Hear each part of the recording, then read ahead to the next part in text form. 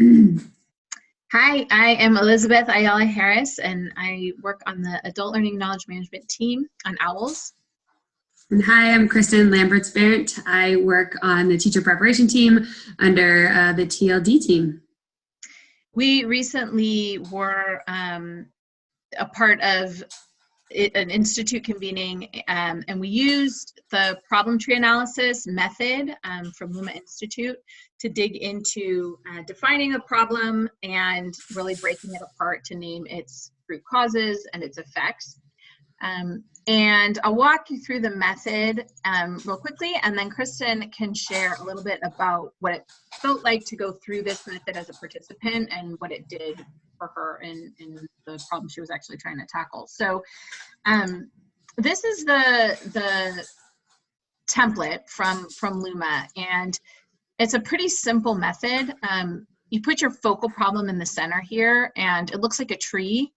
The branches of the tree represent the effects of the problem. So everything that happens because of that problem in your space. And then the roots are the causes. So the things that actually lead to that problem happening. And so you start with the focal problem and then break it down. You consider all of the effects and you consider all of the causes.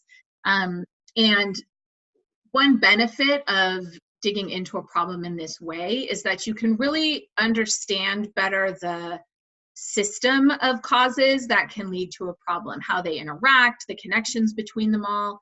You can brainstorm a ton of causes here and cluster them, or draw the connections between them, which really gets you at the system of causes that tends to support a problem as it exists and leads you away from this very linear, here's the problem, here's the cause, here's the root cause, and if we just address that root cause, we'll solve that problem.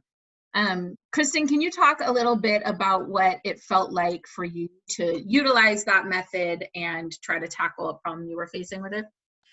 Yeah, definitely. So one of the things that we have been thinking about for years, obviously at Institute, is we seem to consistently have this problem of core members' experience of DEI at Institute. And so year after year, we're like, okay, we have this problem, core members experiencing DEI at Institute, and then we are like, okay, let's find a solution. Let's change the DEI sessions. And it's okay, we work really hard. We change the DEI sessions. We feel really good about the DEI sessions, and then we get similar results. And then it's like, okay, well, the next year maybe we need to add affinity groups. And then the next year we take away affinity groups. And then it seems like year after year, we were just putting all of these Band-Aids on this problem, but not actually understanding what is the root cause of the problem. And so somebody explained it to me as like, we're just trying to put Band-Aids on something that needed surgery.